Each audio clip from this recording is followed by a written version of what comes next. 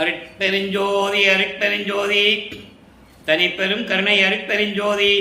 எல்லா உயிர்களும் இன்புற்று வாழ்க, வள்ளல் மலரடி வாழ்க வாழ்க, கொல்லா விரதம் குவளை எல்லாம் ஓங்குக, நல்லோர் நினைத்த நலம் பெறுக, நன்றி நினைத்த எல்லோரும் வாழ்க இசைந்தே. உலக மக்களே, அறிவார்ந்த அன்பர்களே, ஆண்மநேய ஒருமைப்பாடுடைய அன்பர்களே, அருட்பெருஞ்சோதி ஆண்டவருடைய திருவிளையாடலை தொடர்ந்து பார்த்து கொண்டிருக்கிறோம். அருட்பெருஞ்சோதி ஆண்டவர் ஆதியும் அந்தமெல்லாம் தோன்றிய இறைவன், சுயமாக தோன்றிய இறைவன். அருட்பெருஞ்சோதி ஆண்டவர் இந்த பிரபஞ்சம் தோன்றிய காலத்திலிருந்தே ஏராளமான திருவிளையாடல்கள் செய்திருந்தாலும் கூட மிகவும் சிறப்பு வாய்ந்த திருவிளையாடல் கலியுகத்தினுடைய கடைசி கட்டத்தில் எப்படியெல்லாம் திருவிளையாடல் நடந்தது என்பதை நாம் பார்த்து கொண்டிருக்கிறோம். அதாவது 1823 ஆண்டு தொடங்கிய திருவிளையாடல் 30/1/1874 இரவு 12 மணி வரையிலும் அருட்பெருஞ்சோதி ஆண்டவருடைய திருவிளையாடல் எப்படியெல்லாம் நடந்து கொண்டிருந்தது என்பதை நமது பிள்ளை பெருமானவர்கள் அருளிய திருவிழ்ப்பாவிலிருந்து, ஒவ்வொரு திருமுறையிலிருந்தும், ஒவ்வொரு பதிகத்தில் இருக்கின்ற பாடல்களில் இருந்தும் நாம் பார்த்து கொண்டிருக்கிறோம். இந்த பிரபஞ்சம் தோன்றிய காலத்திலிருந்தே, அதாவது அருட்பெருஞ்சோதி ஆண்டவர் இந்த உலகங்களை படைத்து அதற்கு இந்த உலகங்களை இயக்குவதற்காக பதத்தலைவர்களை படைத்து, அதாவது பிரம்மன், திருமால், ருத்திரன், மகேஸ்வரன், சதாசிவம் போன்ற பதத்தலைவர்களை படைத்து 5 தொழில்களையும் அவர்களுக்கு கொடுத்து இந்த பிரபஞ்சத்தை இயக்க வைத்தார்கள் அருட்பெருஞ்சோதி ஆண்டவர் என்பதை திருவெற்பாவிலிருந்தே நாம் பார்த்து கொண்டிருக்கிறோம். அந்த காலகட்டங்களில் சமயங்களும் மார்க்கங்களும் அதன் பின் மதங்களும் உருவாகிவிட்டன. கிரேத யுகங்கள் 4 யுகங்களிலுமே உருவாகி, கிரேத யுகம், திரேத யுகம், துவார யுகம், கலியுகம். கிரேத யுகத்திலே கலங்க மார்க்கம், திரேத யுகத்திலே திராவக மார்க்கம், துவார யுகத்திலே நவநீத மார்க்கம், கலியுகத்திலே பஸ்ம மார்க்கம், இப்படி பல மார்க்கங்கள் உருவாகிவிட்டன.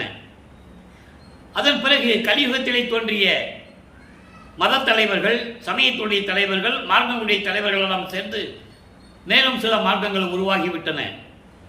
சைவ மார்க்கம், சைவ சமய மார்க்கம், வைஷ்ணவ மார்க்கம், கௌபாரம், காணபத்தியம், சௌரம், சாகதம் போன்ற மார்க்கங்களும் உருவாகிவிட்டன. இதெல்லாம் உருவாகிவிட்ட பிறகு அந்த கர்த்தாக்களை வணங்கக்கூடியவர்கள் சைவ சமயத்தினுடைய கர்த்தா சிவபெருமான், அதே போல வைஷ்ணவ சமயத்தினுடைய தலைவன் திருமால், கௌபாரம் முருகன், காணபத்தியம் விநாயகன், சௌரம் சூரியன், சாகதம்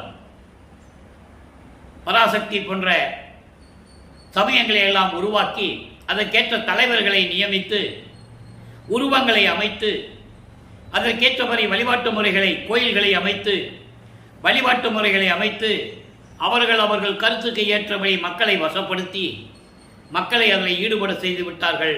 மக்களும் இன்று வரை அதை பின்பற்றி கொண்டு வழிபட்டு கொண்டிருக்கிறார்கள். யுகங்களுக்கு எப்படி ஆயுள் காலம் முடிவடைந்து விட்டதோ அதுபோல சமயங்களும் மதங்களும் மரங்களுடைய ஆயுள் காலம் முடிவடைந்து விட்டது. அதன் பிறகு சுத்த சன்மார்க்க காலத்தில், இப்போ நம்ம சுத்த சன்மார்க்க காலத்தில் இருந்துகிட்டு இருக்கோம், ஒளி யுகத்தில் இருந்து கொண்டிருக்கிறோம். இப்போ சுத்த சன்மார்க்க காலத்தில் வாழ்கின்ற மக்களுக்கு ஒரு ஆன்மீக வழி வேண்டும், ஒரு ஆன்மீக பாதை வேண்டும், நல்ல நெறியுள்ள ஒரு ஆன்மீக மார்க்கம் வேண்டும். அதன் அடிப்படையில் அருட்பெருஞ்சோதி ஆண்டவர் சுத்த சன்மார்க்கத்தை நிறுவி அதை இந்த உலக மக்களிடம் சொல்ல வேண்டும். உலக மக்களை எல்லாம் சுத்த சன்மார்க்கத்தில் இணைக்க வேண்டும். உலக மக்கள் எல்லாம் வேறுபாடு இல்லாமல், முரண்பாடுகள் இல்லாமல் ஒற்றுமையுடன் சமரசமாக வாழ வேண்டும் என்பதற்காகவே தனது செல்வப்பிள்ளையை, தன் அருளால் பெற்றெடுத்த ஒரு ஆண்மகனை, செல்வப்பிள்ளை என்று பெயரிட்டு வளர்த்த ஒரு ஆண்மகனை, அவருடைய பிள்ளையை இந்த பூலோகத்திற்கு ஒரு தாயின் வழியாக வருவிக்க செய்தார் என்பதை நாம் பார்த்து கொண்டிருக்கிறோம்.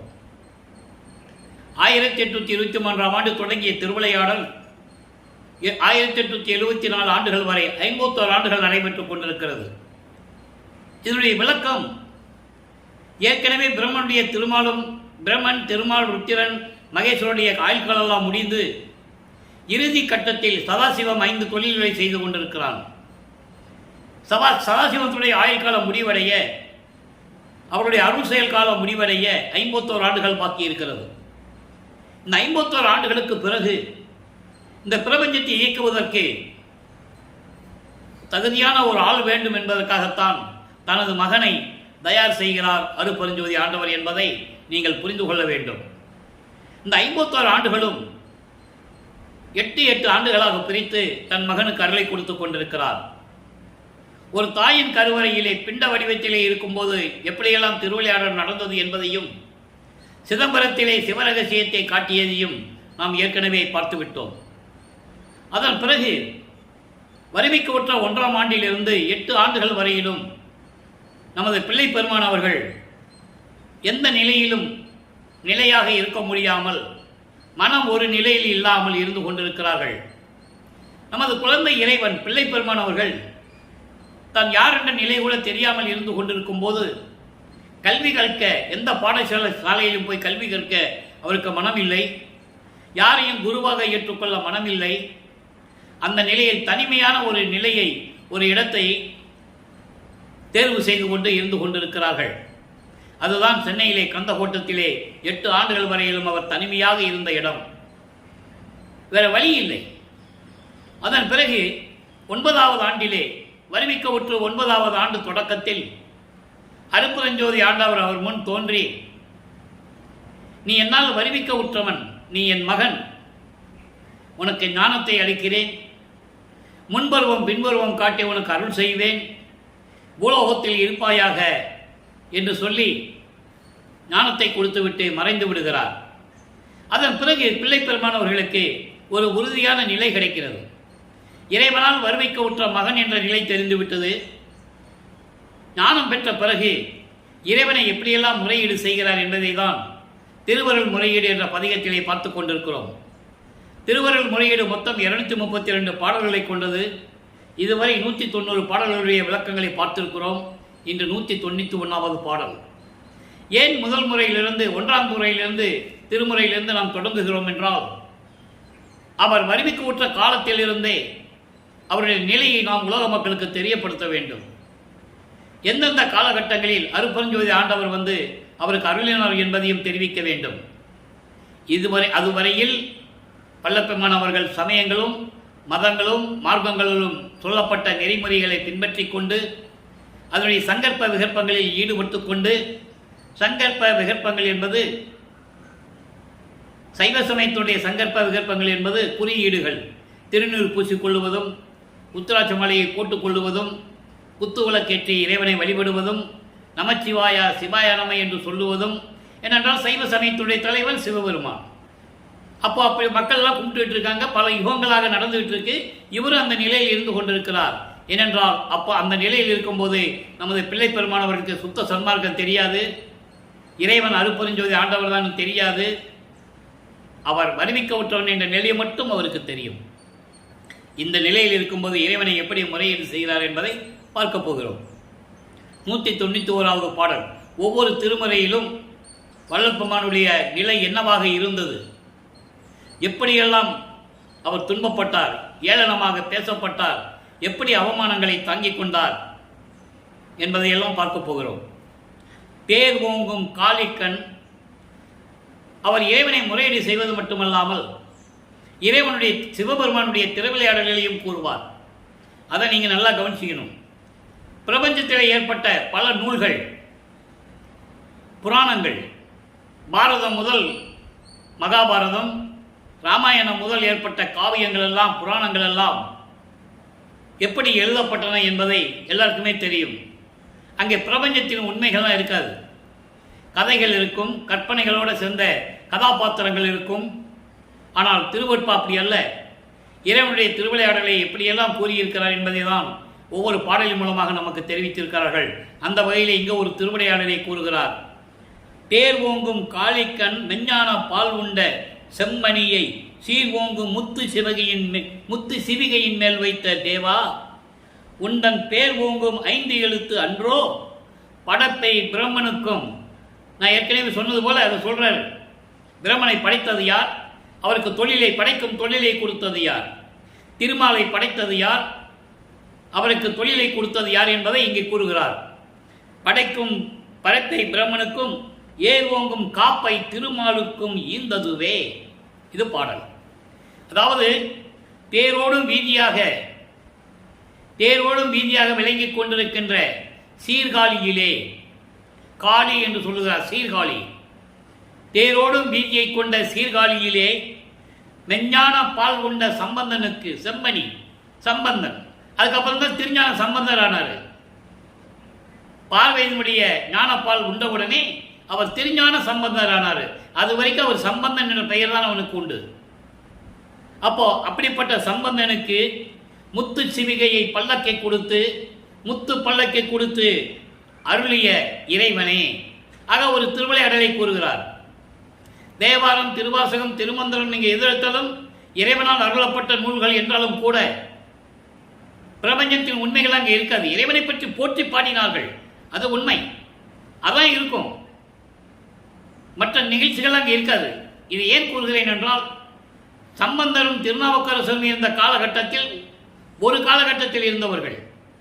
அதன் பிறகு வந்த சுந்தரர் அவர்களை பற்றி கூறியதில்லை. அதே போன்று சம்பந்தரும் திருநாவுக்கரசரும் சுந்தரரும் வாழ்ந்த காலகட்டத்தில் இருந்ததை திருவாசகத்தில் மாணிக்கவாசகர் கூறியதில்லை. ஒன்லி பாடல்கள் மட்டும் இருக்கும். ஒரே ஒரு இறைவனை பற்றி போற்றிய பாடல்கள் உண்டு, அதை யாரும் மறுக்க முடியாது. ஆனால் வள்ளற்பெருமான் அப்படி அல்ல. ஒவ்வொரு காலகட்டத்திலும் இறைவனுடைய திருவிளையாடல் எப்படி நடந்தது என்பதையும் அங்கே மறைந்திருக்கின்ற பிரபஞ்சத்தின் உண்மைகளையும் கூறுவார். அதை நீங்க சொல்றாரு. தேரோடும் வீதியாக திகழ்ந்து கொண்டிருக்கின்ற சீர்காழியிலே பிறந்த சம்பந்தனுக்கு அருள்பால் கொடுத்து, மெஞ்ஞால் பால் கொடுத்து, அந்த திருஞான சம்பந்தர் என்ற பெயரை உண்டாக்கி அவருக்கு ஒரு முத்து பல்லக்கை கொடுத்த இறைவனே, ஏன் மகனை நடந்து செல்லுகிறாய் என்று சொல்லி ஒரு முத்து பல்லக்கை கொடுக்கிறார் சிவபெருமான். அதை இங்கே கூறுகிறார். அப்படிப்பட்ட இறைவனே, உன்னுடைய ஐந்தெழுத்து மந்திரம் இருக்கிறதே, சிவாய நம என்று சொல்லுவார்கள், நமச்சிவாய் என்று சொல்லுவார்கள். இப்படிப்பட்ட மந்திரங்களை கொண்ட உன்னுடைய மந்திரம்தான் பிரம்மனையும் படைத்து பிரம்மனுக்கு படிக்கும் தொழிலை கொடுத்தது. நல்லா கவனிக்கணும். இப்ப சிவபெருமான் தான் அதை செஞ்சாருன்னு சொல்லுவார். சுத்த சன்மார்க்கத்தை பெற்ற பிறகு சிருட்டி தலைவரை, சிருட்டி அண்டங்களை அருள் திரள் வகுத்த அருட்பெருஞ்சோதி, அங்க அருட்பெருஞ்சோதின்னு சொல்லுவாரு. நல்லா புரிஞ்சுக்கணும் நீங்க. அப்புறம் இந்த மாற்றம் எப்படி வந்தது? மகனை சமயங்களிலும் மதங்களிலும் மார்க்கங்களில் இருக்க செய்து, அதில் ஈடுபட செய்து, அதன் பிறகு அதில் ஒண்ணுமே இல்லைன்னு உலக மக்களுக்கு சொல்லணும். அருட்பெருஞ்சாண்டவர் நினைத்திருந்தால் தன் மகனை ஒரு கடலில் இருந்தோ, வானத்தில் இருந்தோ, இல்லை ஒரு மரத்துக்கடியில் இருந்தோ ஒரு குழந்தையாக உருவாக்கி கொண்டு வந்திருக்கலாம். ஆனால் அது உலக மக்கள் ஏற்றுக்கொள்ள மாட்டார்கள். உலக மக்களோடு இருக்க முடியாது. அதனால்தான் உலகிலேயே இருந்து தனது மகனை வருவிக்க செய்தால் அருட்பெருஞ்சோதி ஆண்டவர் என்பதை இங்கே நான் பதிவு செய்ய கடமைப்பட்டிருக்கிறேன். அதை நீங்க புரிஞ்சுக்கணும். சிவபெருமான் நெற்றிக்கண்ணிலிருந்து முருகனை உருவாக்கினார், உண்மை. வல்லப்பெருமானே சொல்றாரு. ஒவ்வொரு காலகட்டத்திலும் எப்படியெல்லாம் ஒவ்வொரு அருள் சக்தியோடு ஒவ்வொரு குழந்தையை உருவாக்கினார் என்பதை தெளிவாக கூறியிருக்கிறார்கள். அதுபோல அடியார்களையும் எப்படியெல்லாம், நாயன்மார்கள் இருந்தாலும் சரி, அடியார்களை எப்படி இருந்தாலும் எப்படியெல்லாம் ஆட்கொண்டார் என்பதை ஒவ்வொரு திருமுறையிலும் ஒவ்வொரு காலகட்டத்திலும் நாம் கருளி இருக்கிறார்கள் வல்லப்பெருமான் அவர்கள். அது திருவருட்பாவிலே உண்டு. கல்லறிந்தவனுக்கும் காட்சி கொடுத்தாய், சொல்லறிந்தவனுக்கும் காட்சி கொடுத்தாய், இறைச்சியை கொடுத்தவனுக்கும் காட்சியை கொடுத்தாய், ஒரு மகனை அறுத்து உணவு உண்ண சொல்லி உணவு வேண்டும் என்பதற்காக ஒரு மகனை அறுத்து எனக்கு விருந்து படைப்பாய் என்று சொல்லவனுக்கும் காட்சி கொடுத்தாய். இப்படியெல்லாம் திருவிளையாடல்களை கூறுவார். அப்போ அது சிவபெருமான் என்று கூறுவார். அதை தான் நீங்க மனசுல வச்சுக்கணும். சிருட்டி தலைவரை, சிருட்டி எண்ணங்களை அருள் திரள் வகுத்த அருட்பெருஞ்சோதின்னு அருட்பெருஞ்சோதி அகவல்ல சொல்லுவார். சுத்த சன்மார்க்கத்தை பெற்ற பிறகு இப்ப என்ன சொல்றாரு, அதை கொடுத்தது சிவபெருமான் சொல்லுவார். காலங்கள் என்னுடைய நிலைகளை நீங்கள் புரிந்து கொள்ள வேண்டும். சிவபெருமானையும் சைவ சமயங்களையும் கடந்த நிலை அருட்பெருஞ்சோதி சுத்த சன்மார்க்கம் என்பதை நீங்கள் புரிந்து கொள்ள வேண்டும். படைப்பை பிரம்மனுக்கும் ஏர் ஓங்கும் காப்பை படைக்கும் தொழிலை திருமாலுக்கும் கொடுத்தது உனது ஐந்தெழுத்து மந்திரம். அங்கே என்ன சொல்லுவாரு, மகா மந்திரம். அருட்பெருஞ்சோதி அருட்பெருஞ்சோதி தனிப்பெருங்கண்ணி அருட்பெருஞ்சோதி. இதை ஏன் இங்கே விளக்கத்திற்கு வருகிறது என்றால் நீங்கள் அந்த வேறுபாட்டை புரிந்து கொள்ள வேண்டும். வல்லப்பெருமானுடைய அந்த காலகட்டங்களில் இருந்த நிலையை நீங்கள் புரிந்து கொள்ள வேண்டும். 9வது ஆண்டிலிருந்து 16 ஆண்டுகளுக்குள் என்ன நடந்தது என்பதை உலக மக்களுக்கு தெரிவிக்க வேண்டும். அதை திருவெட்பாவினுடைய பாடல்களிலிருந்து உண்மை நிலைகளை மக்களுக்கு தெரிவித்துக் கொண்டிருக்கிறேன். இந்த வள்ளலார் ஊழியன் என்பதை நான் பெரும் மகிழ்ச்சியுடன் தெரிவித்துக் கொள்ள கடமைப்பட்டிருக்கிறேன். இப்போ நிலைகள் மாறுது. இப்போ 13வது ஆண்டில் ஞானம் கிடைத்து விட்டது அல்லவா? திருவொற்றியூர் செல்ல மனம் உந்துகிறது. மனம் அங்கே போக சொல்லுது. மனம் போக சொல்லுன்னு சொல்றதை விட அருட்பெருஞ்சாண்டவர் மனதை தூண்டி விடுகிறார். என் மகனை திருவொற்றியூருக்கு அழைத்து செல் என்று மனதை தூண்டிவிட இவர் திருவொற்றியூர் சொல்லுகிறார். அங்கே 2ஆம் திருமுறை உருவாகிறது. 2ஆம் திருமுறை உருவாகிறது. 2ஆம் திருமுறை 1207 பாடல்கள், 113 பதிகங்கள் அற்புதமாக இருக்கும்.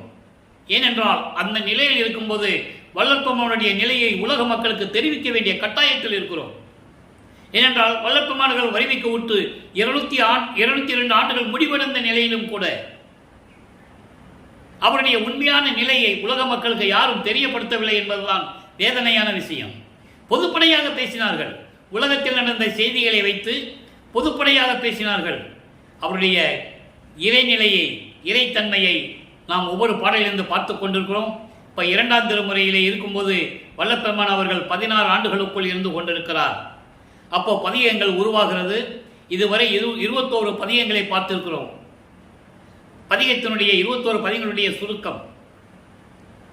திருவொற்றியூருக்கு செல்லுவது, தியாகராஜ பெருமானை போற்றி பாடுவது, நமச்சிவாய சிவாய நம ஓ சிவாய நம என்று கூறுவது. இந்த நிலையில் இருக்கும்போது அவர் திருநூறு பூசிக்கொண்டும் புத்திராட்சமலை போட்டுக்கொண்டும் இறைவனை வழிபடுவது, அந்த சங்கற்ப விகற்பங்களில் ஈடுபடுவது, குத்து விளக்கேற்றி வழிபடுவது, மலர்களை தூவி வழிபடுவது. ஏனென்றால் சரியை கிரிய யோகம் என்ற 12 நிலைகளையும் இவர் அறியாமலேயே இவர் கடந்து கொண்டிருக்கிறார். சரியை என்பது உருவங்களை பார்த்து வழிபடுவது, கிரியை என்பது அதே உருவங்களுக்கு வேள்வி வளர்த்து மந்திரம் சொல்லி வழிபடுவது. சைவ சமயத்தில் ஓம் நமச்சிவாயா சிவாய நம சிவசிவா என்றெல்லாம் சொல்லி வழிபடுவார்கள். வைஷ்ணவ சமயத்தை சேர்ந்தவர்கள் நாராயணா அப்படின்னு பல பெயர்களை சொல்லி வழிபடுவார்கள். இப்படி ஒவ்வொரு சமய தலைவனுக்கும் பல பெயர்கள் உண்டு. இவர் வள்ளற்பெருமானவர்கள் சைவ சமயத்தில் இருந்ததனால் அந்த சங்கற்ப விகற்பங்களில் ஈடுபட்டுக் கொண்டிருக்கிறார். இன்று 22வது பதியத்தினுடைய திருப்புகழ் விலாசம் என்ற பாடல் பதியத்திலிருந்து 6வது பாடலை பார்க்க போகிறோம். இதுவரை 5 பாடல்களை நாம் பார்த்திருக்கிறோம். திருப்புகழ் விலாசம் என்பது நாம் ஏற்கனவே கூறியது போல இறைவனுடைய திருவருளை, இறைவனுடைய புகழை சொல்லுவது, அட்ரஸ் பண்ணுவது, அதான் விலாசம், தெரிவிப்பது. நல்லா கவனிங்க. ஆறுவான் முகத்து அமுது எழும் கடலே, அயனும் மாலும் நின்று அறிவரும் பொருளே. இவரும் போற்றி போற்றின்னு பாடிட்டு போயிருக்கலாம்ல. நல்லா கவனிக்கணும். நீங்க ஏன் பிரபஞ்சத்தின் உண்மையை சொல்லிக்கிட்டே வராரு? யாரும் சொல்லல. அதனால இவர் சொல்றார். யாரும் சொல்றதுக்கு தகுதி இல்லை. எல்லாமே மாயைகளில் மயக்கங்களில் இருந்து கொண்டு மலங்கள் சூழ்ந்து கொண்டு இப்படியெல்லாம் வாழ்ந்தவர்கள் என்பதை திருவெட்பாவிலே நமக்கு தெளிவாக அருளியிருக்கிறார்கள் வள்ளற்பெருமானவர்கள். மலங்கள் சூழ்ந்தவன் இயற்கையின் உண்மையையும் இயற்கை உண்மையின் விளக்கத்தையும் இந்த பிரபஞ்சத்தில் நடந்த உண்மைகளையும் உள்ளபடி எழுத முடியாது என்று சொல்லுகிறார். நல்லா கவனிக்கணும். இங்கே சொல்லப்படுகின்ற கருத்துக்கள் அத்தனையுமே திருவெட்பாவில் கூறப்பட்ட உண்மையான கருத்துக்கள். எனது கருத்து ஒன்னோடு சொந்தம் கிடையாது. இறைவன் கொடுத்த விளக்கத்தை உங்களிடம் சொல்லிக் கொண்டிருக்கிறேன். அப்படி இருக்கும்போது அயனும் மாலும் நின்று அறிவரும் பொருளே, ஏறு மீது வந்து ஏறும் எம் அரசே, எந்தையே எம்மை ஏற்றுகொள் இறையே, வீறு கொன்றையம் சடைவுடை கனியே, வேதம் நாரிய மென்மலர் பதனை, தேரு நெஞ்சினர் நாள்தோறும் வாழ்த்த திகழும் ஒற்றியூர் சிவபெருமானே. இது பாடல். பாடலுடைய விளக்கம் பாருங்க. ஆறு என்பது கங்கை ஆறு. கங்கையை சுமந்து கொண்டு முகத்திலே புன்னகை பூத்து ஒளிர்கின்ற இறைவனை, பிரம்மனும் திருமாலும் காண முடியாத இறைவனை. பிரம்மனும் திருமாலும் இறைவனுடைய முடியை பார்ப்பதற்கு பிரம்மன் அன்னப்பறவையாக எடுத்து செல்லுகிறான். திருமால் பன்றி உருவம் எடுத்து பாதாள உலகத்திற்கு செல்லுகிறான். இறைவனை அடிய முடியும், அவரால் பார்க்க முடியவில்லை என்பதை அந்த உண்மையை இங்கே தெரியப்படுத்துகிறார் நமது பிள்ளை பெருமான் அவர்கள். நிறைய பாடல்கள் உண்டு. பூத்திடும் அவனும் காத்திடும் அவனும் புல் விலங்கு உருக்கோடு நேடியும் ஏத்திடு முடியும் கூத்திடு மடியும் இன்னும் காண்கிறீர் என்று சொல்லுவார். கூத்திடுமவனா பிரம்மன், காத்திடுமவனா திருமால். இவங்க மெஞ்ஞானம் என்னும் கண் கொண்டு காணாமல் அது ஒரு பாடலிலே கூறுவார். மெஞ்ஞானம் கிடையாது என்று சொல்லுகிறார் அவர்களுக்கு. மெஞ்ஞானம் இருந்தாலும் பார்த்துருக்கலாமே இருந்த இடத்துல இருந்தே இல்லை. அப்போ புல்லுனா பறவை, விலங்குன்னா பன்றி. இவங்க உருமாறி போறாங்க, இறைவனை பார்க்க முடியல என்று சொல்லுகிறார். அதை தான் இங்கே சொல்லுகிறார். அயனும் மாலும் நின்று அறிவரும் பொருளே. ஏறு மீது வந்து காளை வாகனத்தின் மீது வந்து அருளக்கூடிய இறைவனே, என் அரசனே, என்னுடைய தந்தையே, எம்மை ஏற்றுக்கொள் இறையே. உன்னால் வருவிக்கப்பட்டவன் என்ற நிலை எனக்கு தெரிந்து விட்டது. நல்லா கவனிக்கணும். இப்போ அவருக்கு மறைப்பு நிலை இருக்கிறது. அருப்பெருஞ்சோதின்னு சொல்ல மாட்டாரு, சிவபெருமான் தான் சொல்லுவார். அப்போ என்னை ஏற்றுக்கொண்டு அருள வேண்டும் என்று சொல்லுகிறார். ஏன் அந்த பக்குவத்தின் நிலையில் அடைவதற்காகத்தான் இப்படியெல்லாம் கூறுகிறார். அருப்பெருஞ்சோதியார் இங்கே இருக்க வைக்கிறார். அப்போ அவர் சொல்லுவாரு, வீறு கொன்றையாம் சடை உடை கனியே, புத்தம் புது கொன்றை மலர்களை சூடிய சிவபெருமானுக்கு பிடித்த மலர் கொன்றை மலர். நிறைய ஒவ்வொரு திருவிளையாடிலும் ஒவ்வொரு உருவத்தில் இருக்கும்போது ஒரு பாட்டில் சொல்வார், எருக்கும்பூவை கொண்டவர், எருக்கும்பூவை சூடியவர் என்று சொல்லுவார். இங்கே கொன்றை மலர் சூடிய இறைவனே, வேதம் நாரிய மென்மலர் பாதனை. நாரிய என்பது போற்றி வணங்கக்கூடிய ரிக் வேதம், யசுர் வேதம், சாம வேதம், அதர்வண வேதம், 4 வேதங்களும் போற்றி வணங்கக்கூடிய திருவடிகளை உடைய இறைவனே, தேரு நெஞ்சினர் உள்ளம் தெளிந்தவர்கள் எல்லாம் நாள்தோறும் வணங்கக்கூடிய திருவொற்றியூரிலே விளங்கிக் கொண்டிருக்கின்ற சிவபெருமானை என்று சொல்லி இந்த பாடலை நமக்கு அருளியிருக்கிறார்கள். ஆக வல்லப்பமானவர்கள் 2ஆம் திருமுறையிலே, அதாவது 9வது ஆண்டிலிருந்து 16 ஆண்டுகளுக்குள் இந்த நிலையில் இருந்து கொண்டிருக்கிறார். அதன் பிறகு காலங்கள் உருண்டோறுகிறது. 3வது எட்டில் அடியெடுத்து வைக்கிறார். 24. 17வது ஆண்டிலிருந்து 24 ஆண்டுகளுக்குள், அந்த 8 ஆண்டுகளுக்குள் என்ன திருவிளையாடல் நடந்தது என்பதை 3ஆம் திருமுறையிலே நமக்கு அருளியிருக்கிறார்கள். அதை பார்த்து கொண்டிருக்கிறோம். 3ஆம் திருமுறை மொத்தம் 19 பதிகங்கள். கிட்டத்தட்ட முடிவை நெருங்கிவிட்டோம். பதிகம் 17வது பதியத்தை பார்த்து கொண்டிருக்கிறோம். இதுவரை 16 பதியங்களை பார்த்திருக்கிறோம். 16 பதியங்களுடைய சுருக்கங்கள். இவர் திருவொற்றியூருக்கு சென்று இறைவனை வேண்டி வேண்டி வணங்கியும் எந்த விதமான அருளும் கிடைக்கவில்லை. அதன் பிறகு திருமுல்லைவாயில் செல்லுகிறார். திருமுல்லைவாயத்துக்கு செல்லுகிறார். திருமுல்லைவாயிலே மாசிலாமணி மாசிலாமணி என்று உருகுவார். ஒரு புரோஜனம் இல்லை. திருவெளித்தாயத்திலே வந்து கந்தா கந்தானு கேசவா கந்தானு உருகுவர். ஒரு புரோஜனம் இல்லை. கோமண துணி அழுக்கு துணியை கட்டிகிட்டு இருக்கியே, நீ எனக்கு கொடு, நானும் கட்டிக்கிட்டு இருக்கேன், அப்பனும் பிள்ளையும் சேர்ந்து நிற்போம், உலகம் நல்லா மெச்சும். நான் முதல்ல முடியாதுன்னு சொன்னேன் பூலோகத்து வர்றதுக்கு, என்னை எப்படியெல்லாம் சமாதானப்படுத்தி அனுப்புனேன், அப்படியெல்லாம் கேட்பார். அதெல்லாம் பார்த்து விட்டோம். அதன் பிறகு அப்பையும் இறைவனுடைய மனம் இறங்கவில்லை. அதன் பிறகு நாரையை தூதனுப்புவார், கிளிகளை தூதனுப்புவார். அதாவது தன்னுடைய மனநிலையை உலக மக்களுக்கு அதன் மூலமாக தெரிவிப்பார், இப்படியெல்லாம் நடந்தது என்று. ஒரு புரோஜனம் இல்லை. அப்புறம் ஒரு குரத்தி பெண்ணிடம் போய் குறி கேட்க செல்லுவார். அதிலும் பலன் இல்லை. சோழி உருண்டாதானே குறி சொல்றதுக்கு. அவர் தான் தடுக்கிறாரே மேலே இருந்துக்கிட்டு. அதன் பிறகு ஜாதகம் எடுத்துக்கிட்டு ஜோசியம் பார்க்க போவார். அதையெல்லாம் நம்ம பார்த்து விட்டோம். அதன் பிறகு காட்சி கொடுத்து மறைவதையும் பார்த்து விட்டோம். இப்போ 17வது பதிகம், இதுக்கு முன்னால் பதிகம் 16வது பதிகத்திலே ஒரு செவிலித்தாய் எப்படியெல்லாம் தன் மகனை கண்டிப்பாள் என்பதை பார்த்து விட்டோம். செவிலித்தாய் என்பது மனம், அதை உலக மக்களுக்கு தெரிவிப்பதையும் பார்த்து விட்டோம். இந்த பதிகம் காதல் சிறப்பு கதுவா மாண்பு. காதல் சிறப்பு கதுவா மாண்பு என்பது காதலுடைய சிறப்பு எப்படிப்பட்டது தெரியுமா? குற்றம் இல்லாதது. கதுவா என்பது குற்றம் இல்லாதது, குறை இல்லாதது, ஆனந்தமானது, அதனுடைய தன்மை என்பதை இந்த பாடலிலே கூறுகிறார். இன்னைக்கு 3வது பாடல். செவிலித்தாய் கூறுவதற்கு போன பதியத்தில் பார்த்தோம். அதுக்கு மறுப்பு தெரிவிக்கணும். அந்த 16வது பதியத்தில் 10 பாடல்லையும் இந்த மனம் செவிலித்தாய் சொல்லுவாள். இவரை தலைவியாகவும் இறைவனை தலைவனாகவும் உருவப்படுத்தி அந்த பாடலை நமக்கு அருளியிருப்பார்கள். அவன் சுடுகாட்டில் படுத்திருக்கான், இடம் தெரியாமல், சாப்பாட்டுக்கு வழியாமல் பிச்சை எடுத்துக்கிட்டு இருக்கான், மண்டை ஓடுகளை மாலையாக போட்டுக்கிட்டு இருக்கான். நீ போய் அவனை எப்படி கட்டி பிடிச்சி நீ குடும்பம் நடத்துவ? பாம்பு வேற கழுத்தில் இருக்குது, போட்டுருச்சுன்னா என்ன பண்ணுவ? விஷப்பாம்பு வேற கழுத்தில் போட்டுட்டு இருக்கான் அப்படின்லாம் செவிலித்தாய் சொல்லும்போது மௌனமாக இருப்பார்கள். ஏன்னா உலக மக்கள் இப்படியெல்லாம் கூறுகிறார் என்பதை அவர் அந்த பாடலில் நாம் கரலி இருக்கிறார்கள். இப்போ அந்த கருத்துக்களுக்கு இவர் எதிர்ப்பு தெரிவிக்கிறார். அந்த மனதிடம் சொல்லுகிறார், செவிலித்தாயிடம் சொல்லுகிறார், உலக மக்களுக்கு சொல்லுகிறார். இதான் கான்செப்ட்.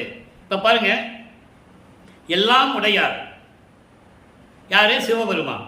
எல்லாம் உடையார், மண்கூலி கெடுத்து பிழைப்பார், ஆனாலும் கொல்லா நலத்தார், யானையின் தோல் கொன்று தரித்தார், ஆனாலும். அற்புதமான பாடல். எவ்வளவு உண்மைகளை இங்க சொல்றாங்க நீங்க பார்த்துக்கணும். வல்லார் விசயன் வில்லடியால் வடுபட்டு வந்தாரானாலும் கல்லாம் முளையாய் இளம் பெண்ணே என்று சொல்லுகிறார். கல் போன்று இறுகிய மார்பகங்களை உடைய என் தோழியே என்று சொல்லுவதை சொல்லுகிறார். அது இளமையான தோழி என்று சொல்லுகிறார். அழகாக இளமையாக இருக்கின்ற தோழியே, நான் அவர் மேல் காதல் அழியேன் கனவினுமே. நான் இறைவன் மீது காதல் கொண்டுள்ளேன். நான் கனவுல கூட அந்த காதலை என்னால் மறக்க முடியாது என்று சொல்லுகிறார். அதுக்கு விளக்கம் கொடுக்கிறார். எல்லா அருளையும் உடைய இறைவன் ஒரு பிட்டுக்காக மண் சுமந்து அடிபட்டார் என்றாலும், இது மதுரை மாநகரிலே நடந்தது. அப்போது கூடல் மாநகர், வைகரையிலே வெள்ளம் வந்து விட்டது. அங்கே ஒரு திருவிளையாடல் நடக்கிறது. வாதவூரானை மாணிக்கவாசகர் என்ற பெயர் எடுக்க சொல்ல வேண்டும். அதே நேரத்தில் வந்தி என்ற ஒரு மூதாட்டியார் சிவபெருமான் மீது எவ்வளவு பக்தி கொண்டிருக்கிறார், அவருக்கு முத்தி கொடுக்க வேண்டும் என்பதற்காகவே வைகக்கரை உடைகிறது. அதை அந்த வைகக்கரை அடைக்கிறதுக்கு வீட்டுக்கு ஒரு ஆள் போகணும். அப்போ வந்தி கிழவிக்கு மகன் கிடையாது, இவர் போய் தான் ஆகணும். அப்போ இவர் போய் சொல்கிறாரு, நான் உனக்கு மகனாக செல்லுகிறேன், எனக்கு பிட்டு எடுத்து கொண்டு வா என்று சொல்லி அங்கே போகிறார். வந்தி கிழவி பிட்டு கொண்டு வருகிறார்கள். மூதாட்டி பிட்டை சாப்பிட்டு விட்டு தூங்கி விடுகிறார். தூங்கும்போது திருவிளையாடல் செய்கிறார்.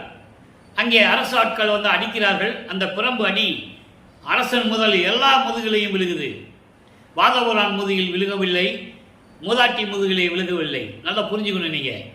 அப்படிப்பட்ட ஒரு நிலையை இந்த பாடலிலே திருவிளையாடல் கூறுகிறார். இரு வைகையின் கரையின் மண்பட பல்கால் எழுந்து விளையாடும் புதம். அங்கு திருவடி புகழ்ச்சியிலே சொல்லி வரது. இரு வைகைங்கனி மண்பட பல்கால் எழுந்து விளையாடும் பதம். நல்லா புரிஞ்சுக்கணீங்க. அற்புதமான நிகழ்வுகள்லாம் விளப்பமான் கூறுவார். அப்படி அவர் மண் சுமந்தாலும் கூட, நீ பிச்சை எடுக்கிறேன்னு சொன்ன இல்லை, அவன் கூலிக்கு மண் சுமந்தான் பிட்டு தீங்கிறதுக்கு. அப்படி இருந்தாலும் பரவாயில்லை, ஆனாலும் பரவாயில்லை, கொல்லா நலத்தார், எந்த உயிரையும் கொல்ல மாட்டார் என்றாலும். எப்படி சொல்ற பாருங்க, கொல்லா நலத்தார் சொல்லிட்டார்ல, என்றாலும் மதம் பிடித்த யானையை கொன்று அது தோலை உரித்து ஆடையாக அணிந்தவர். அந்த வேறுபாடு சொல்றார் பாருங்க. உயிர்களை கொல்ல மாட்டாரு, ஆனாலும் ஒரு மதம் பிடித்த யானையை கொன்று அதன் தோலை உரித்து ஆடையாக உடுத்தினவர் என்றாலும். வில்லில் வித்தகனாகிய விஜயன் அர்ஜுனன் இவன் சிவபெருமன் என்று தெரியாமல் அந்த வில்லால் அடித்து இந்த இடத்துல வடு வந்துருது, காயம். அப்படிப்பட்டவர் என்றாலும் கூட ஏன் அதை சொல்லணும்? விஜயன் அடித்தான், அதாவது அர்ஜுனன் வில்லால் அடித்து அங்கே காயம் ஏற்பட்டுச்சு, வடு ஏற்பட்டுச்சுன்னு ஏன் சொல்லணும்? பிரபஞ்சத்தின் உண்மையை சொல்லணும், சிவபெருமானுடைய நிலையை சொல்லணும். அதே நேரத்தில் சுத்த சம்மகத்தை பெற்ற பிறகு அருப்பெருஞ்சோதி ஆண்டவருடைய நிலையை சொல்லணும். சிவபெருமான் எப்படி இருந்தார்? தலையில் கங்கையை சுமந்தார், பாம்பை வச்சிட்டு இருந்தார், மண்டபோடுகளை அடிச்சிட்டு இருந்தார், உடம்பெல்லாம் திண்ணூர் பூசிட்டு இருந்தாருன்னு சொல்லணும். அப்போ சுத்த சன்மார்க்கத்தை விட்ட பிறகு சிவபெருமானை சைவ சமயத்தின் தலைவன் சொல்லணும். நல்லா புரிஞ்சுக்கணும் நீங்க. அப்போ இந்த நிலையில் இருக்கும்போது விஜயனுடைய வில்லால் அடிபட்டு நெற்றியிலே காயம் ஏற்பட்டவர் இருந்தாலும் கூட,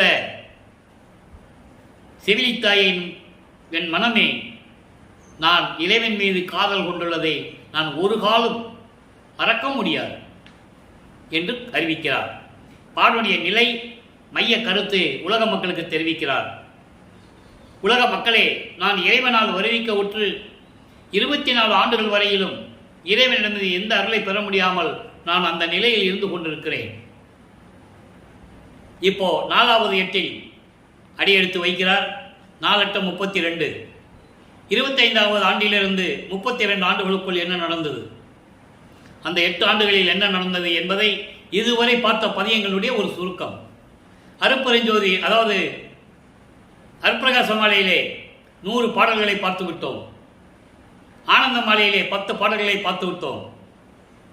அதனுடைய சுருக்கம், இவர் 25வது ஆண்டு தொடங்கி 27வது ஆண்டில் தனக்கொடி அம்மையாருக்கு திருமாங்கல்யம் பூட்டி, அதாவது தாலி கட்டி மனைவி என்ற ஒரு அந்தஸ்தை கொடுத்து அந்த அம்மாவுக்கு மோட்ச வீட்டை காட்டி விமோசனத்தை கொடுத்தது 27வது ஆண்டில்.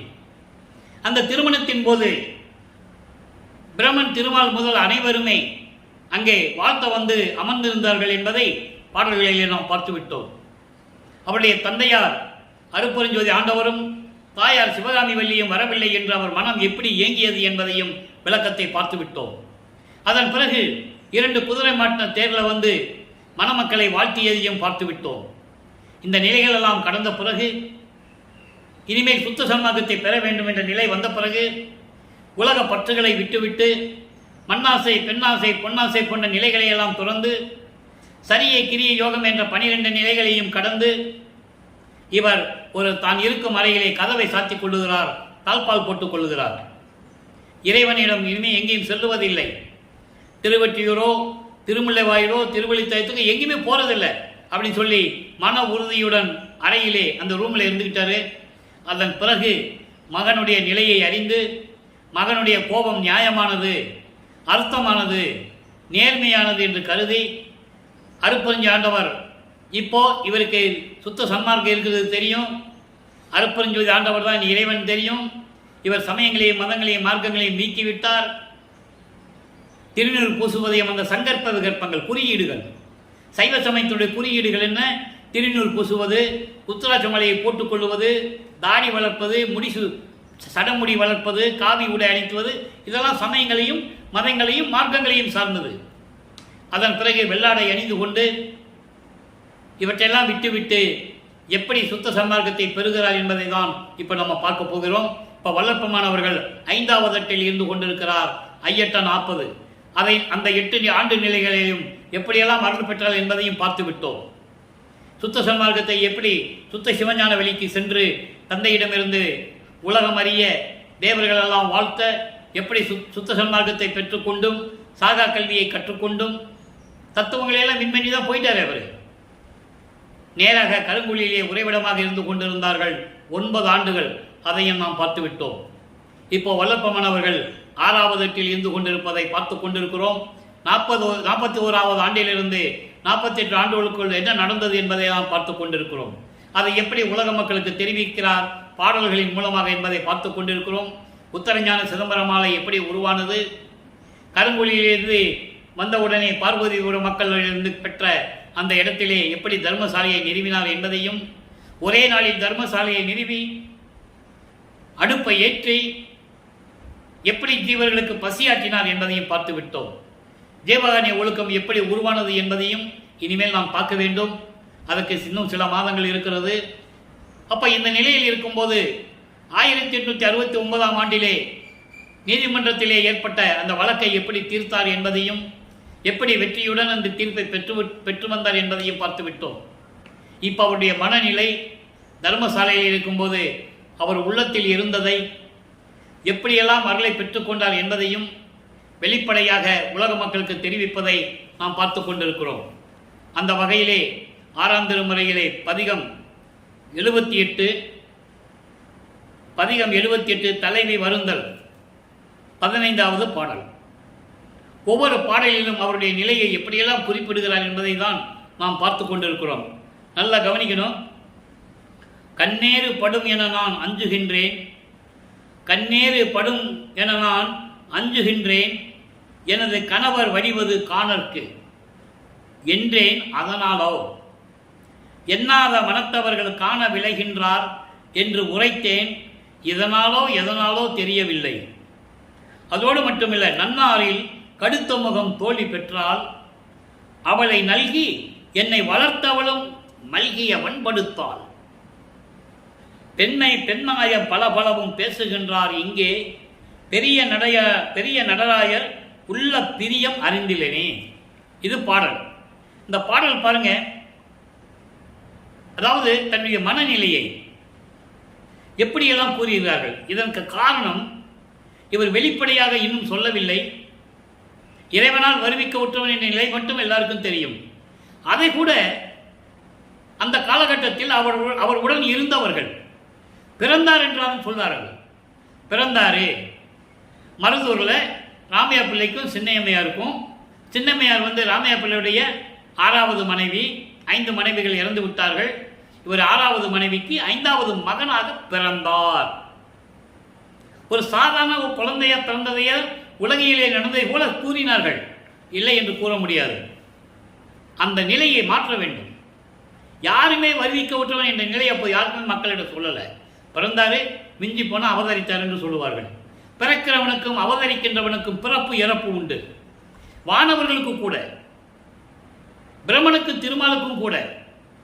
திருமால் 10 அவதாரம் எடுத்தான் என்றால், ஒவ்வொரு யுகத்திலே பிரம்மன் இருந்தான் என்றால், அடுத்த யுகம் பிறக்கும்போது பிரம்மன், அதாவது கிரேத யுகத்தில் இருந்த பிரம்மன் இறக்க வேண்டும். அதன் பிறகு வேற பிரம்மன் உருவாக வேண்டும். அதான் பிரம்மாக்கள் என்று சொல்லுவார்.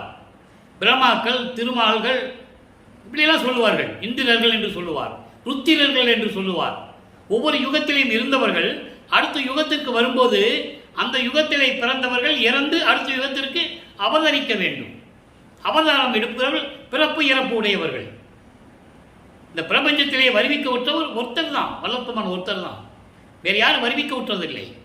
அவதரித்தார்கள், பிறந்தார்கள், இறைவனுடைய அருளை பெற்றார்கள், முத்தி அடைந்தார்கள். யாரும் சித்தி நிலைக்கு வந்ததில்லை. அதை திருவருட்பாவிலே திருவந்தியார் பதிகத்திலே கூறுவார். 64வது பதிகம் கடைசி பாடலிலே கூறுவார். முத்தியை பெற்றேன், அம்முத்தியினால் ஞான சித்தியை உற்றேன் என்று உந்திப்பற. அதாவது முத்தி என்பது ஒரு நிலை. அந்த முத்தி நிலையை கடந்து வரணும். முத்தி நிலைன்னா சரிய கிரிய யோகம் என்ற 12 நிலைகள், அவ்வளவுதான். அதுக்கு பிறகு ஞான சரியை, ஞான கிரியை, ஞானத்தில் யோகம், ஞானத்தில் ஞானம். அதான் ஞான சித்திக்கு உரியது. அதை அகவலிலே கூறுவார். முத்தி என்பது முந்தொரு சாதனம். அது ஒரு நிலை. அதாவது முத்திக்கு அப்புறம் ஒரு நிலை இருக்கிறது, சித்திக்கு அப்புறம் முன்னால ஒரு நிலை இருக்கிறது. முந்தொரு சாதனம், 300 சாதனம் படிப்பாங்க, அப்படி படிக்கக்கூடாது. முத்தி என்பது நிலை, முந்தொரு சாதனம், முந்து ஒரு சாதனம். சித்திக்கு முன்னால ஒரு நிலை இருக்கிறது, அதான் முத்தி. அத்தக அருளியா அற்புதஞ்சோதி சொல்வார். அத்தக என்ற அற்புதஞ்சோதி. சித்தி என்பது நிலை சேர்ந்த அனுபவம், கடவுளை சேர்ந்த அனுபவம். அதை தான் அங்க திருவந்தியார் பதியத்தில் சொல்லுவார்.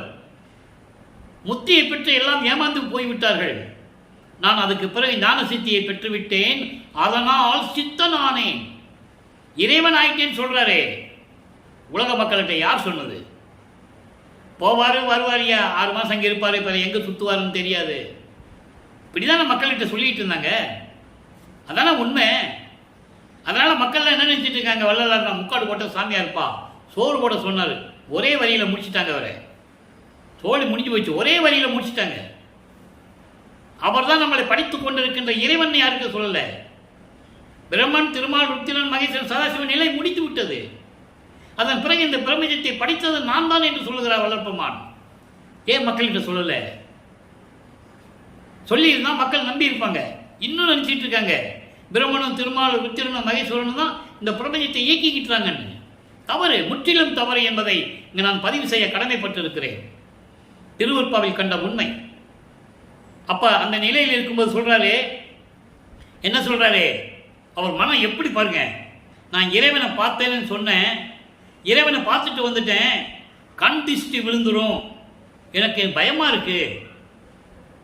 என்னுடைய கணவனுடைய அழகை பார்த்து மாணவர்கள் எல்லாம் கண் திஷ்டி பற்றும் போல எனக்கு பயமா இருக்கு. தன்னை தலைவியாகவும், அதாவது தன்னை மனைவியாகவும், இறைவனை கணவனாகவும் கற்பனை செய்து, அதாவது உலக மக்களுக்கு சொல்லும்போது, ஒரு பெண்ணை பற்றி சொல்லும்போது அந்த அவ்வளவு அழகா சொல்லுவார். இங்கே பெண்கள் என்பது உலக மக்கள், கண் திஷ்டி படுவது என்பது அங்கே வானவர்கள். சாதாரண மக்கள் இறைவனை பார்க்க முடியுமா? முடியாது. அப்போ அங்கே திருச்சிற்றம்பலத்தில் நடந்தது சொல்றாரு. நல்லா புரிஞ்சுக்கணும் நீங்க. கண்ணேறு படும் என்று நான் அஞ்சுகின்றேன், எனது கணவர் வடிவழகை கண்டு. அதனால கந்திஷ்டி பட்டுன்னு எனக்கு பயமாக இருக்கு. அதனால் மட்டுமல்ல, இப்படியெல்லாம் நான் சொன்னேன், யாரும் ஏற்றுக்கல, என்னை நம்பலை. அதனால் மட்டுமல்ல, எண்ணாத மனத்தவர்கள் காண விளைகின்றார். எண்ணாத மனத்தவர்கள், நல்லதை மனதில் நினைக்காதவர்கள், நல்லதை செய்ய மறுக்கின்றவர்கள் இறைவனை பார்ப்பதற்கு நினைக்கிறார்கள் என்று நான் சொன்னேன். அதனாலவோ என்னவோ தெரியல, என் மனம் இருக்கிறாளே என் தோழி, அவ என்னை கடுகடுத்து பார்க்கிறாள். முகம் கடுத்த முகம் தோழி பெற்றாள். முகத்தில் அப்படியே கடுகு போட்டால் வெடிக்கும் பொழுது அந்த மாதிரி இருக்கு. கடுகடுப்புடன் என்னை மனம் பார்க்கிறது. இதை ஏன் சொல்றாருன்னா, மனம் கூட நான் சொல்லுவதை நம்புவதில்லை, நம்பவில்லை. அப்படி இருக்கிறார். அதோடு மட்டுமல்ல, என்னை வளர்த்தவள் இருக்கிறாரே சிவகாமி வள்ளி, அவ கூட கடுகடுத்த முகத்துடன் இருந்து கொண்டிருக்கிறார்கள். அதோடு மட்டுமில்லாமல் தோழிகள் எல்லாம் பெண்ணாயம். இங்கே ஏன் பெண்கள் என்று சொல்லுகிறார் என்றால், தன்னை ஒரு பெண்ணாக உருவப்படுத்தினால் சொல்லுகிறார். ஆனால் கான்செப்ட் அது இல்லை. உலக மக்கள் எல்லாம் கூட்டமாக சேர்ந்து கொண்டு என்னை ஏளனமாக பேசுகிறார்கள். எனது நிலையை அறியாமல் பேசிக்கொண்டிருக்கிறார்கள். ஆனால் அதே நேரத்தில் என்னுடைய இறைவனுடைய மனதில் என்ன இருக்கிறது என்பதை என்னால் அறிந்து கொள்ள முடியவில்லை. அவர் உள்ளத்தில் இருக்கின்றதை, உள்ள பிரியம் உள்ளத்தில் இருப்பதை என்னால் அறிந்து கொள்ள முடியவில்லை என்று சொல்லுவார். இதற்கு பதில் இறைவன் வரவு இயம்பல் என்ற பதியத்தை பார்க்க போகிறோம். இதுக்கு பதில் அங்கே இருக்கும், அதுக்கு பின்னால் பார்க்க போகிறோம். இப்போ அதுக்கு முன்னால் பாமாலை ஏற்றல். இப்படி இந்த நிலைகள் இருக்கும்போது அவர் இறைவனை பற்றி பாடுகிறார். அந்த பாமாலை எப்படிப்பட்ட பாமாலை நல்லா கவனிக்கணும். ஏன் உலக மக்கள் நம்பவில்லை?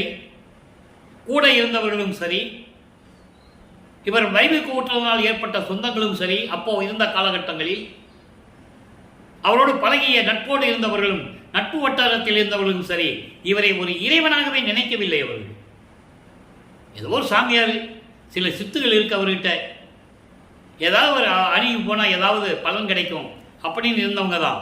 இதில் மாற்று கருத்தை கிடையாது. ஏனென்றால் இவர் இறைவனான பிறகு அவரோட வேலையை அவங்க பார்க்க போயிட்டாங்க, அவங்க குடும்ப வேலைகளை பார்க்க போயிட்டாங்க என்பது நாம் ஏற்கனவே அறிந்த உண்மைகள். இவரை பற்றி யாரும் சொல்லுவது கால் இல்லை. ராமகிருஷ்ணனுக்கு ஒரு விவேகானந்தன் கிடைத்தார். அவர் இமயமலையிலிருந்து கன்னியாகுமரி வரைக்கும் போனார். இந்து சமயத்தை பற்றியும் இந்து மதங்களை பற்றியும் பரப்பினார். வல்லப்பமனையை யார் ஏற்றுக்கொண்டது? யாருமே ஏற்றுக்கொள்ளவில்லையே. அந்த நிலையை தான் இந்த பாடலிலே கூறுகிறார். நான் இறைவனை பார்த்துட்டு வந்து சொல்கிறேன், இவ்வளோ அழகான வடிவம் கொண்டவர், தேகம் கொண்டவர் சொன்னால் யாரும் நம்புறது இல்லை. அதனால தான் என் மனசு கூட நம்ப மாட்டேன்னு சொல்கிறேன். நான் கண்டிஷ்டி பட்டுணுமோன்னு பயப்படுறேன்னு சொல்கிறேன். ஆக இந்த நிலைகளெல்லாம் மாறிய பிறகு பாமாலை ஏற்றெழுந்த பதியத்தில் இன்னைக்கு 8வது பாடல். நல்லா கவனிங்க. பொன் ஒப்பதாம் ஒரு நீ போற்றிய சொல் மாலை என்றே என் அப்பன் என் சொல் இசைந்து அணிந்தான். யாரும் நம்பாட்டாலும் பரவாயில்ல, இறைவனுடைய உள்ளத்தில் என்ன இருக்குதுன்னு தெரியலன்னு சொல்றாரு. எத்தனாவது பதியத்தில்? 78வது பதியத்தில் சொல்றாரு. 88வது பதியத்தில் நான் சொன்னதெல்லாம் ஏற்றுக்கொண்டாருன்னு சொல்றாரு. அப்போ அதுக்கு பதில் இங்கே இருக்கு. இதான் கனெக்டிவிட்டின்னு சொல்றது. அப்போ அணிந்தான் தன் ஒப்பில் வல்லான் இசைந்ததுவே பாமாலை அற்புதம் ஈது எல்லாம் திருவருள் சீரே. இது பாடல். இந்த பாடலை விளக்கம் பாருங்க. அதாவது பொண்ணுக்கு சமமானது நீ பாடிய பாடல்கள் எல்லாம். அவர் உள்ளத்தில் என்ன இருக்குதுன்னு தெரிய முடியலன்னு சொல்றாரு. 78வது பதியத்தில் இன்னைக்கு பார்த்த பாடல்ல மறுபடியும் அதுக்கு பதில் கொடுக்கிறாரு. நீ பாடிய பாடல்கள் எல்லாம் மகனே பொண்ணுக்கு சமமானது, தங்கத்திற்கு சமமானது அப்படி என்றால் அந்த ஒப்பற்ற நிலையில் இருக்கிறது என்று சொல்லி என் அப்பன் நான் பாடிய பாடல்களையும் நான் செய்த விண்ணப்பங்களையும் அவன் இந்த இடத்துல இசைந்து அணிந்தான் என்று சொல்லுகிறார். விரும்பி ஏற்றுக்கொண்டு எனது விண்ணப்பங்களையும் எனது முறையீடுகளையும் எனது பாடல்களை எல்லாம் ஏற்றுக்கொண்டு எனக்கு அருளினான். தன் ஒப்பால் வல்லான் இசைந்ததுவே தனக்கு நிகரில் வல்லவன் நீதான். எப்படி சொல்றாரு அருப்பஞ்சாண்டவர்? எனக்கு நிகரானவன் நீதான் இந்த பிரபஞ்சத்தில். அப்படிப்பட்ட வல்லவன் நீ. இசைந்ததுவே பாமாலை. அப்படிப்பட்ட பாமாலை பாடல்களை எல்லாம் நீ என்னை பற்றி பாடியது அந்த வகையில் தன்னிகரில்லாத பாடல்கள் என்று சொல்லி இது அற்புதம், எல்லாம் திருவருள் சீரே, எல்லாம் இது பாடியது எப்படி என்றால் இறைவனுடைய திருவருளினால் தான் என்பதை தெளிவாக நமக்கு அருளி இருக்கிறார்கள். அடுத்து பாருங்க, இறைவன் வரம்பு எம்பல். முதல்ல நான் போய் இறைவனை பார்த்துட்டு வந்தேன், அவருடைய அழகையெல்லாம் கண் திருஷ்டி பட்டுமோன்னு எனக்கு பயமா இருக்கு, இப்படியெல்லாம் சொல்லும்போது யாரும் ஏற்றுக்கொள்ளவில்லை, என்னை ஏளனமாக பேசினார்கள். அந்த நிலையை மாற்ற வேண்டும். அப்ப இறைவன் வரவே என்ற பதிகத்திலே கூறுகிறார். 102வது பதிகத்திலே இறைவன் வரவு எம்பல் என்ற பதிகத்திலே 8வது பாடல். பாடலை நல்ல கவனிங்க. மாற்று உரைக்க முடியாத திருமேனி பெருமான், மாற்று உரைக்க முடியாத திருமேனி பெருமான் வரு தருணம் இது கண்டாய் மனனே. மனதிடம் சொல்லுகிறார், அங்கே மனம் நம்பவில்லை என்று சொல்லுவார், இங்க மனதிடம் சொல்லுகிறார். மனதிடம் சொல்லுவது போல, உள்ளத்திடம் சொல்லுவது போல உலக மக்களுக்கு தெரிவிக்கிறார். மாற்று உரைக்க முடியாத திருமேனி பெருமான் வரு தருணம் இது கண்டாய் மனமே, நீ மயங்கேன், நேற்று உரைத்தேன் இல்லை, உனக்கு இங்கு இவ்வாறு நிகழ்த்துக இன்று என்றபடி நிகழ்த்துகின்றேன், இதுதான் என் இறைவன் சொல்லுகிறான் என்பதை கூறுகிறார். விளக்கம் அப்புறம் சொல்றேன், பாடலை முதல்ல பாருங்க. கூற்று உதைத்த திருவடி மேல் ஆணை, இது கடவுள் குறிப்பு என கொண்டு உலகமெல்லாம் புதுகுளிக்க விரைந்தே சாற்றுடுதி, வருநாளில் உரைத்தும் என தாழ்கேள், தனித்தலைவன் அருள் நடம் செய்யும் சாறு ஒளியா இனியே. இது பாடல். இந்த பாடலுடைய விளக்கம் பாருங்க. அதாவது மாற்று கருத்து சொல்ல முடியாத, முரண்பாடாக சொல்ல முடியாத, வேறுபாடுடன் சொல்ல முடியாத அருள் மேனி கொண்டவன் எம் பெருமான் அருப்பெருஞ்சோதி ஆண்டவர் வருகின்ற தருணம் வந்துவிட்டது மனமே. நல்ல கவனி, நான் சொல்றதுன்னு கேட்கிறாரு. இது கண்டாய் மனனே, மனமே நான் சொல்லுவதை நன்றாக கவனித்து கேட்டுக்கொள். ஒப்பற்ற இறைவன், அழகான திருமேனியை உடைய இறைவன் அங்க கண் திருஷ்டி படுங்கன்னு சொல்லுவார். அப்படிப்பட்ட இறைவன் இங்கு வருகிறார் என்று இந்த மனதிடம் சொல்லுவார். திருமேனி கொண்ட இறைவன் வருகின்ற நேரம் வந்து விட்டது மனமே, நீ மயங்காதே, ஐயமுறாதே, சந்தேகப்படாதே. என் இறைவன் சொல்லுகிறான், நேற்று சொன்னது மட்டுமல்ல என் மகனே, நேற்று சொன்னது மட்டுமல்ல, உனக்கு இங்கு இவ்வாறு நிகழ்த்துக என்று நான் உரைத்தபடி நீ சொல்லிவிடு என்று சொல்லுகிறார். அதனாலே மனமே உன்னிடம் நான் சொல்லுகிறேன், இறைவன் என்னிடம் என்ன சொன்னாரோ அது அப்படியே உன்னிடம் சொல்லுகிறேன். இது எப்படிப்பட்ட வாக்கு என்றால், யமனை காலால் உதைத்த திருவடி மேல் ஆணையாக சொல்லுகிறேன், சத்தியமாக சொல்லுகிறேன். இறைவன் சொன்னதை நீயும் உலக மக்களுக்கு சொல்லிவிடு, நீயும் உலக மக்களுக்கு சொல்லிடு. என்னிடம் சொன்னதை நான் உன்னிடம் சொல்லுகிறேன், நீ உலக மக்களுக்கு சொல்லிவிடு. அப்படி என்றால் உலக மக்களே, இறைவன் சொன்ன உண்மையை உங்களிடம் நான் கூறுகிறேன், நீங்கள் ஏற்றுக்கொள்ளுங்கள். அதான் இந்த பாடலுடைய கான்செப்ட். இப்படியெல்லாம் சொன்னவர் சொல்றாரு, இது கடவுள் குறிப்பு என கொண்டு உலகமெல்லாம் புதுகுளிக்க, உலகமெல்லாம் மகிழ்ச்சியோடு இருப்பதற்காக நான் இதை கூறுகிறேன். இறைவன் சொன்னது அவருடைய திருவடி மேல் சத்தியம் என்று கூறுகிறார். ஏன்னா இவர் சொல்லுவதை யாரும் நம்புவதில்லை, அதனால் சத்தியம் செய்கிறார். விரைந்து சொல்லிவிடு என்று மனதிடம் சொல்லுவது போல இவர் சொல்லிவிட்டார். வருநாளில் சொல்லிவிடலாம் என்று தாமதம் செய்யாதே மனமே, பின்னால சொல்லிக்கலாம் அப்படின்லாம் நீ நினைக்காத. பின்னால் சொல்லிவிடலாம் என்று நான் நினைக்கவில்லை உலக மக்களே, உள்ளபடி உள்ளதை இப்போதை உரைக்கிறேன் என்று சொல்லுகிறார். தனித்தலைவன் அருள்நடம் புரியும் சாறு ஒளியா இனியே.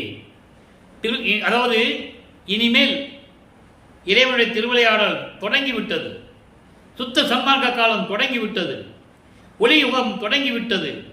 எனவே உலக மக்களே, நீங்கள் அனைவரும் சுத்த சன்மார்க்கத்தில் இணைந்து நீங்கள் குதூகலமாக இருக்க வேண்டும், இன்புற்று வாழ வேண்டும் என்று உலக மக்களுக்கு தெரிவிக்கிறார். அடுத்து பாருங்க, உடனே பாருங்க, அடுத்து சுத்த சிவநிலை 5வது பாடல், 106வது பதிகம் 5வது பாடல். இந்த இறைவனுடைய வரவு இருக்கிறதே, இறைவன் வருகின்ற தருணம் என்று சொல்லிவிட்டார். அதுக்கு பிறகு சுத்த சிவநிலை எப்படி இருக்கும் என்பதை உலக மக்களுக்கு தெரிவிக்கிறார். பாருங்க, நல்லா கவனிக்கும். உலக மக்கள்கிட்ட என்ன சொல்றாரு? இறைவன் வர்றாருன்னு சொல்லிட்டாரு. அப்ப இறைவன் வந்து விட்டால் சுத்த சன்மார்க்க நிலை எப்படி இருக்கும்? உலக மக்களுக்கு சொல்லணும். சொல்றாரு, ஐயா என்று ஒரு கால் அழைக்கின்றேன், அப்பொழுதே எய்யேன் மகனே என்று எய்துகின்றான். யார் சொன்னது? இந்த பிரபஞ்சத்தில் எத்தனையோ கோடி முனிவர்கள் ரிஷிகள் தோன்றினார்கள். நான் கூப்பிட்டவனே இறைவன் வந்தது யார் சொன்னது? தவம் இருந்திருக்காங்க. மலைக்கடியில், குகைக்கடியில், கடலுக்கடியில் உடம்பெல்லாம் புத்து வர்ற மாதிரி உட்கார்ந்துக்கிட்டு எத்தனையோ ஆண்டுகள், கற்ப கோடி ஆண்டுகள்லாம் தவம் இருந்திருக்காங்க. இவர் என்ன சொல்றாரு? ஒரு கால் ஐயா என்று ஒரு கால் அழைக்கின்றேன், அப்பொழுதே எய்யேன் மகனே என்று எய்துகின்றான். இதான் நோவாமல் நோன்பு. நோவாமல் நோன்பு என்னை போல் நோற்றவரும், எஞ்ஞான்றும் சாதாவரம் என்னை போல் சார்ந்தவரும், தேவா என்னை போல் பேரருளை பெற்றவரும் இவ்வுலகில் யார் உளர்? சற்ற அறை என்று சொல்லுவார். நோவாத நோன்பு, உடம்பை வருத்தாமல் எந்த நேரமும் எந்த நிமிடமும் மனதை அலைய விடாமல் இறைவனை நினைத்துக் கொண்டிருப்பதுதான் சன்மார்க்க நோன்பு, சன்மார்க்க தவம். தெளிவாக சொல்றார். அந்த நிலையில் இருக்கும்போது, இப்படியெல்லாம் இருக்கும்போது ஒரே ஒரு தடவை அப்பா சீக்கிரம் வந்துடுன்னு சொன்னேன். சொல்றதுக்கு முன்னாலேயே இந்த வந்துட்டேன் மகனே, இனிமே உன்னை பிரியவே மாட்டேன், எய்யேன் என்று எய்துகின்றான். நான் சொல்லி வாய் முடிக்கல, அப்பா சீக்கிரம் வாங்க, அருப்பஞ்சாண்டவரை சீக்கிரம் வாங்க என்று நான் ஒவ்வொரு தடவை கூப்பிடும் போதும் இந்த வந்துட்டேன் மகனே, நான் சொல்லி வாய் அடங்கிறதுக்கு முன்னால், அந்த ஒளி அடம்பதற்கு முன்னால் என்று சொல்லுவார். இந்த வந்துட்டேன் மகனே என்று சொல்லி என்னிடம் வந்து சேர்ந்து கொண்டான். ஐயா, என் அப்பன் பெருங்கருணை யாருக்கு உண்டு? உலகத்தீர் உலக மக்களே செப்பமுடன் போற்றுமினோ சேர்ந்து. உலக மக்களே, நீங்களும் இந்த உயர்ந்த நிலையில் இருக்கின்ற, இறைவனுடைய அருளை பெறக்கூடிய நிலையில் இருக்கின்ற சுத்த சன்மார்க்கத்தில் சேர்ந்து இறைவனை வணங்குங்கள். உங்களுக்கு எல்லா அருளும் கிடைக்கும், எல்லா செல்வங்களும் கிடைக்கும் என்று சொல்லுகிறார். இதை விட யார் சொல்ல முடியும் சொல்லுங்க? ஆக உலக மக்களுடைய நிலைகளை சொல்லி நீங்கள்லாம் சுத்த சன்மார்க்கத்தில் வர வேண்டும், பயப்படாதீங்க என்று சொல்லுகிறார். அடுத்து தனித்திரளங்கள் 110வது பதிகம் 138வது பாடல். நல்லா கவனிக்கணும். இது ஏன் ஒவ்வொரு பாடல் மூலமாக சொல்கிறேன்னு நீங்கள் உங்களுக்கு ஏற்கனவே நான் விளக்கம் கொடுத்துருக்கேன். இறைவனுடைய திருவிளையாடலை சொல்லணும், அதே நேரத்தில் இவர் பெற்ற அருளை சொல்ல வேண்டும், இவர் எப்படி இறைவனான நிலையில் இருக்கின்றார் என்பதை சொல்ல வேண்டும். தரம் பிறர் அறியா தலைவா, அங்கே மாற்று உரைக்க முடியாத திருமேனி பெருமான் என்று சொல்லுவார் இறைவன் வருவதே. இப்ப என்ன சொல்றார் பாருங்க, தரம் பிறர் அறியா தலைவா, ஓர் முக்கட் தனி முதல் பேரல் ஜோதி பரம்பர ஞான சிதம்பர நடம் செய்யும் பராபர நிராமய நிமலா. எவ்வளவு அற்புதமா சொல்றார் தெரியுமா? உரம்பெரும் அயன் மால் முதல் பெரும் தேவர் உள்ளத்து அதிசயத்திட எனக்கே, அண்டர்லைன், எனக்கே வரம் தருகின்றாய், வள்ளல் நின் கருணை மா கடலுக்கு எல்லை கண்டிலனே. யாரும் உன்னுடைய திருவருளை பற்றி அறிய முடியாத நிலையில் இருந்து கொண்டிருக்கின்ற சுத்த சன்மார்க்க தலைவனே, பரம்பர ஞான சிதம்பர நடம் செய்யும், பரம்பர ஞான சிதம்பர நடம் செய்யும் திருச்சிற்றம்பலத்திலே சுத்த சிவஞான வெளியில் திருவிளையாடல் செய்து கொண்டிருக்கின்ற இறைவனே, பராபர 3 தேகத்தை சொல்லுகிறார். பரதேகம், பரம்பர தேகம், பராபர தேகம். பரதேகம் என்பது சுத்த தேகம், போகா புனல்.